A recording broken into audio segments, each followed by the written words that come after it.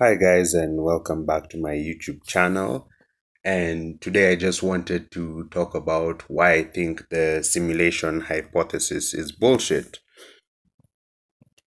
So, in case you haven't heard of the simulation hypothesis, it's basically just saying that Matrix is real, that we are living in a simulation, and its most prominent supporter or promoter is Nick Bostrom, who is a philosopher from Oxford who specializes in artificial intelligence. In fact, he wrote a book called Superintelligence. I believe it came out sometime in 2020.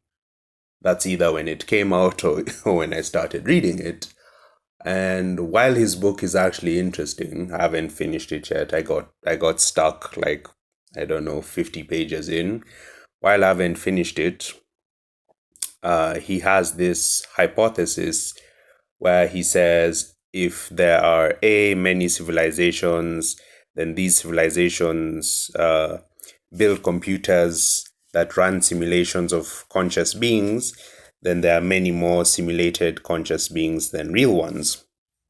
So there are many ways to interpret this whole simulation hypothesis based on the different videos I've seen. Like, for example, Neil deGrasse Tyson interprets it this way. He says you reach a point in the future where you have a civilization that builds a simulation of people, and then that civilization also builds a simulation of other people, and it keeps on going ad infinitum.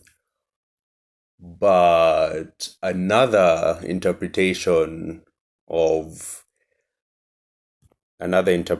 of simulation hypothesis is that you just have maybe one civilization, or rather a handful of civilizations that run multiple simulations. And not only that, but we're talking about ancestral simulations, or my theory is that they could be alternative history simulations. So let's say you have a race of reptilian humanoids, for example. I wanted to make a video asking that question, where basically, let's say the meteor didn't arrive, so it didn't wipe out the dinosaurs.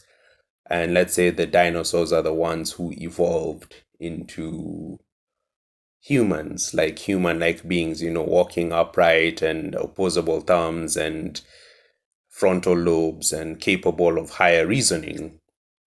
So the theory is that maybe for them, they're in the year like 5,000 or 10,000, and they built these computers and they're trying to run ancestral simulations.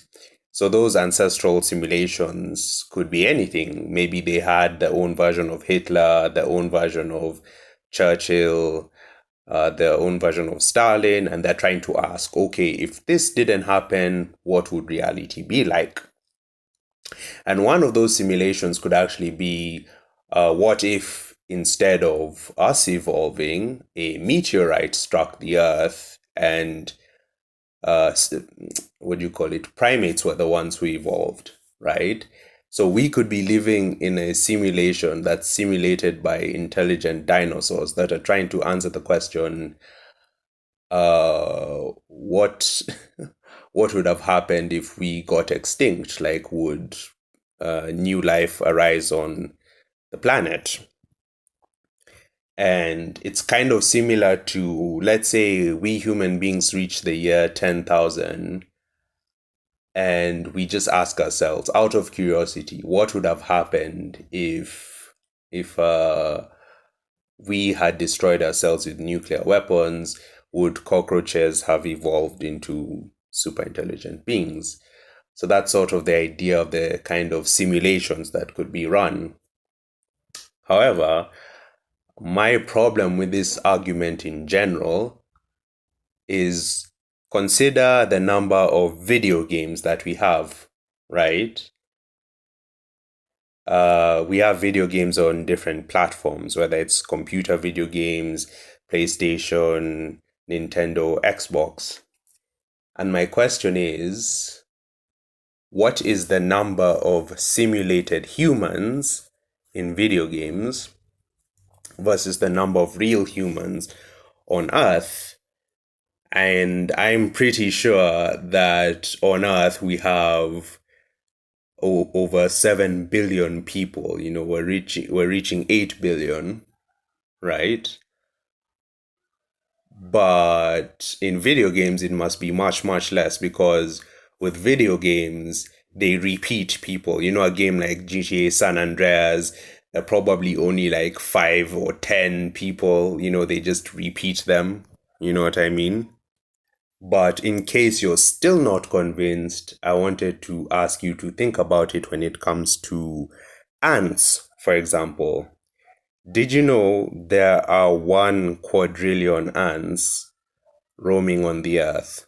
So that's the number one followed by 15 zeros, or you can imagine it as 1 million billion. So there are 1 million billion ants on the planet.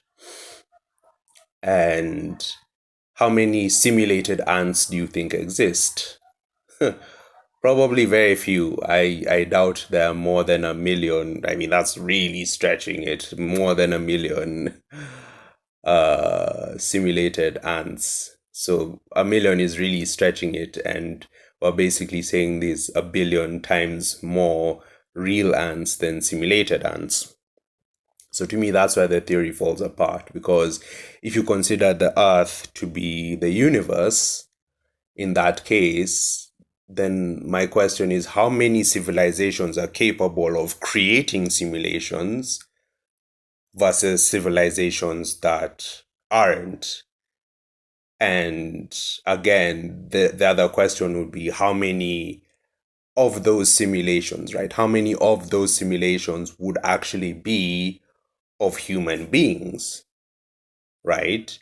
So I think that really, really narrows down the number, because as we said, anything can be simulated. It can be ants, it can be cars, it can be people, it can be animals, right?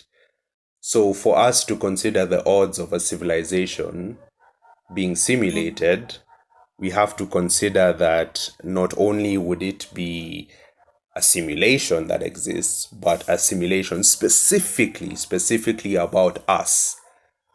And I think that probability is extremely low when you consider we might just be one of the many civilizations that exist in the universe, using the Earth as an example of the universe. So, long story short, I think the simulation hypothesis is complete BS. And just for reference, I've put some links in the description. There's Neil deGrasse Tyson talking about it, as well as Sabina. Is it Hossenfeld or Hofstede? Sorry, her last name is really hard for me to pronounce, but I will memorize it, because I'm actually going to do a video on her next. She's an INTJ, by the way, confirmed. When I was trying to type her, I thought obviously either INTJ, INTP. She does give off that kind of robotic vibe that I was saying, where not doesn't really give off that vibe of being a touchy feely person, and doesn't really have a very emotionally expressive face.